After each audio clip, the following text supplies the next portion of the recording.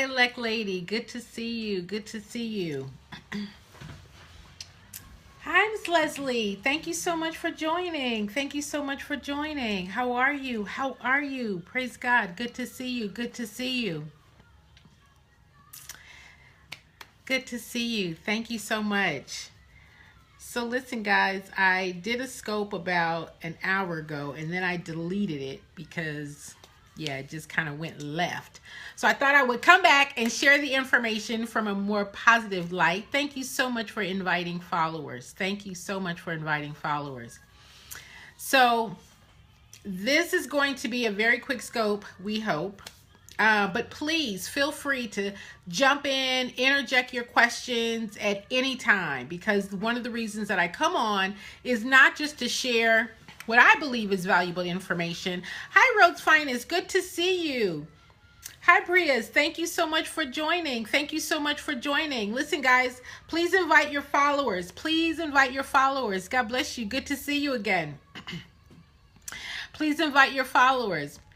Today has been a day with me in this scoping business.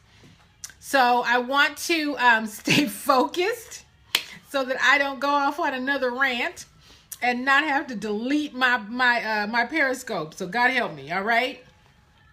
Please, please, please. Hi, Living Faith. Thank you so much for joining. Hi, Miss Zakia. Ms. Zakia, thank you so much for joining. Thank you so much for joining. I'm seeing a lot of new names, so I want to introduce myself properly. I am Jen, the Grant Guru. I have got close to 30 years of experience helping nonprofit organizations raise the funds that they need to implement their programs, right? So I'm a grant writer, a grant researcher, and a grant reviewer. In addition to grant writing and those kinds of things of helping you develop your programs, I also help you put together structures, internal systems, so that you can sustain your organizations, right? So for the last couple of days, I've been on this scoping rant about sustainability. Giving thought, introspection, looking in the mirror, looking within your organization, and making the determination, do I have the systems in place to sustain the work that we do? All right. So tonight I want to also talk about, last night we talked about relationships, right? Who are the people within your community? Who are the experts? Who are the volunteers? Who are the prospective board members? Who are the prospective funders within your community that you might want to partner with to help you sustain your organization beyond the delivery of your program? But how and who will help you, assist you in making sure that your organization is around a year from now, right? That takes planning. The other thing that I want you to think about is the area of service, the people that you want to have impact with, right? Those who are your target. Do you understand how to not only attract them? Hi, KS Drock. Thank you so much for joining. I'm so sorry if I know I butchered that name, right? I'm so sorry. Hi, Scar Survivor. Thank you so much for joining. Listen, guys, you want to think about your target audience, the people that you want to attract. How are you going to attract them, and how are you going to maintain them? Hello, hello. All right, maintain that attraction. What systems do you have in place for attracting? Thank you, thank you, thank you. If I could have your name, maybe that would help. You can explain it, whatever you would prefer, but I just don't want to butcher your name. I want to respect your handle. Thank you so much.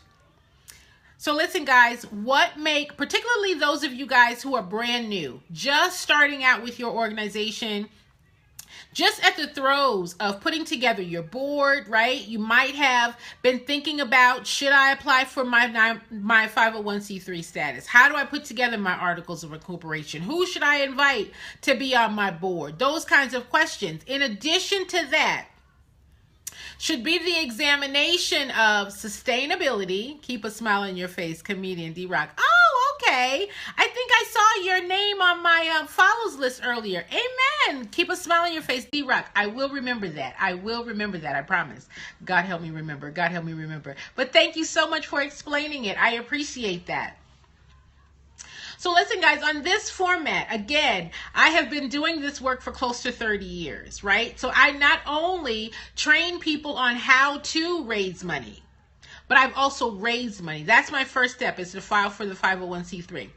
That could be your first step. Now, immediately or in conjunction with that first step is also thinking about your organizational structure. Thinking about who's going to be on your board. Thinking about the roles and responsibility of the people that are going to be working with you. Deciding and determining what community partners do I need to have. And the magic one is, how are you going to sustain yourself? What is the income plan? There has to be a plan for income, right? So when you are applying for grant dollars, I have my articles in place. Yay! Good for you, good for you, good for you.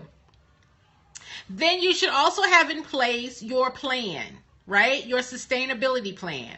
Because when you go out to apply for grant fundings, what does the proposal ask? A request for proposal asks you to describe your program. So you should understand your program in and out. You should understand the costs, the goals, the missions, the activities, right? The outcomes. I'm doing a live training tomorrow on outcomes management.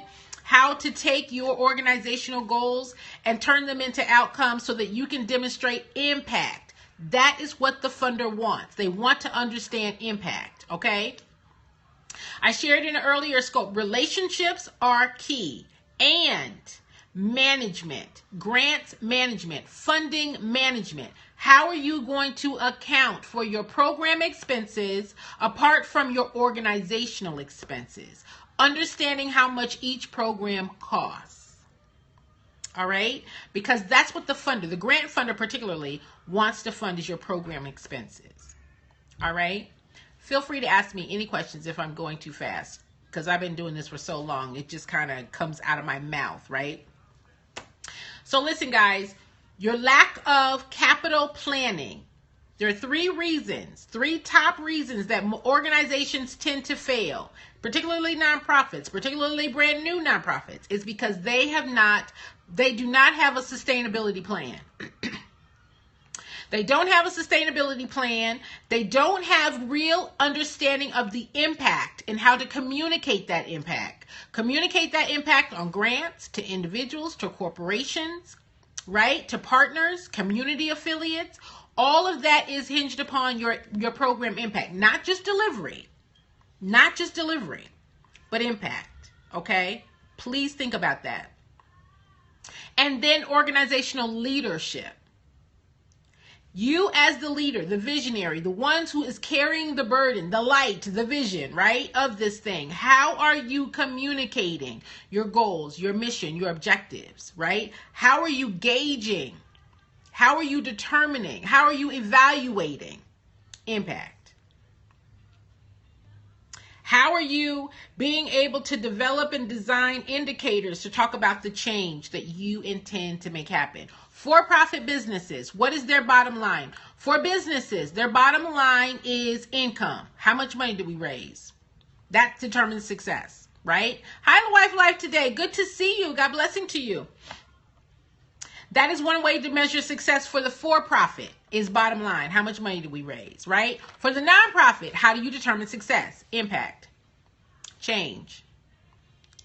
Hello, hello, hello. Is this my Coach Cat or is this the other one? Hey, hey, hey. I want to respect both of you, but Coach Cat, she's got me in a course building class, course building 101, teaching me how to do a webinar that I am planning for grant writing. I don't know nothing about birthing no webinars. I know grants, I know fundraising, but webinars, that ain't my business. So I hired her. I know where I'm weak. I'm like, Cat. And then she starts talking about adult learning. I'm like, what? So hello, Coach. Good to see you. Good to see you. Y'all follow Coach Cat. If you guys have a course or something that you want to monetize, she is the lady, and she's helping me put together a grant webinar for the people, so I don't bore y'all to death. Howdy, howdy, howdy. So listen, guys, my content that I bring to you and I want to share with you is to give you thought and insight on what you should be thinking about for sustainability. All right. I only have 2 spots left in the grant writing bootcamp that starts on Monday. 2 spots. And I have decided not to do the boot camp again for a while. I'm suspending the grant writing boot camp. It is officially being suspended. All right. I need to reevaluate, reassess, and just take a break. It's a lot. It is a lot. So I've got 2 spots left for the grant writing boot camp. If you'd like information on those 2 spots, let me say this. You will not find a course, a 30-day boot camp, 30 days with me, one-on-one, cheaper than this, where you have someone who's not just telling you what to do, but is walking you through it, holding your hand with 30 years of experience. Are you kidding me right now? Right? So you guys can go. I was just yesterday saying I was invited to be a part of a workshop where they are charging $3,000 for 2 days to stand up on a stage and tell you what to do. Tell you what to do. That thing was packed out. Packed out. Not investing in knowledge about your organization and the importance of understanding how your program should be designed is expensive. Particularly if you want to hire a grant writer. You're going to hire a grant writer and you're going to pay that person at least $750. At least $750. Maybe $1,500. Trust, I charge a whole lot more than that. That grant writer cannot guarantee that you are going to get funding. Why?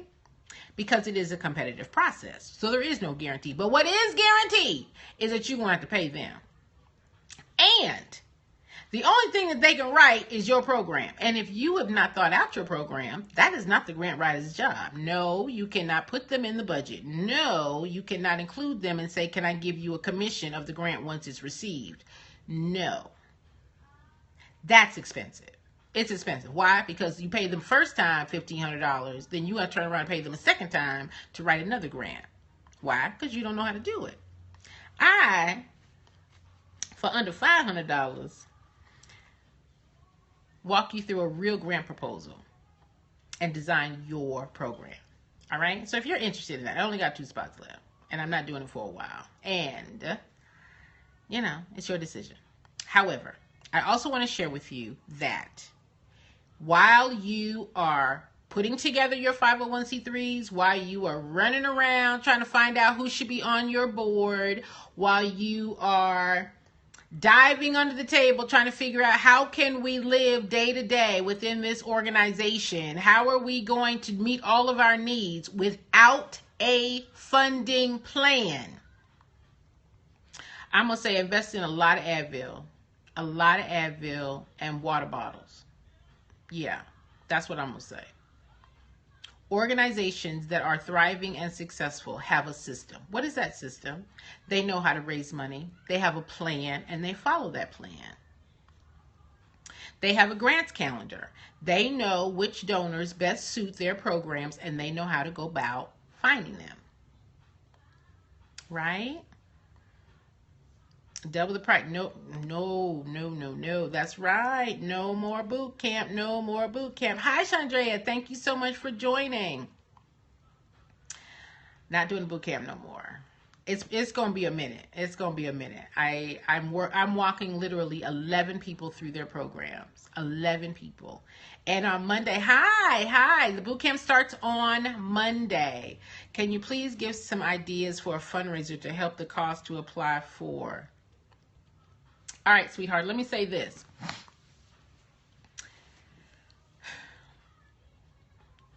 In addition to a fundraising idea to get the money for your nonprofit, I think the bigger question is, what is going to be your plan to sustain the nonprofit once you get it? All right? So you've applied for the paperwork. That's going to cost you almost $2,000. Almost $2,000, right? And what tends to happen is that people apply for their status, but they don't have a funding plan. They don't have a fundraising plan. And you can't have a bunch of fundraisers. That's not how your organization can sustain itself, right? So there are ideas, but as a person is donating, a fundraiser implies that you are getting people to buy something or you're getting people to invest in something, be it a dinner, be it fish dinner, be it t-shirts, be it whatever the activity, a car wash, whatever the activity. Once you have done that to meet the need for that activity, so you sent off for your paperwork, you get it back. My response to you would be, all right, you got that money. How are you going to get the rest of the money to sustain yourself for a whole year? You can't. Let me say this. People are wearing themselves out. Thinking about one activity. It is a great question. I want you to think about that, though. That once you paid the money and invested in your nonprofit, what else do you have a plan for?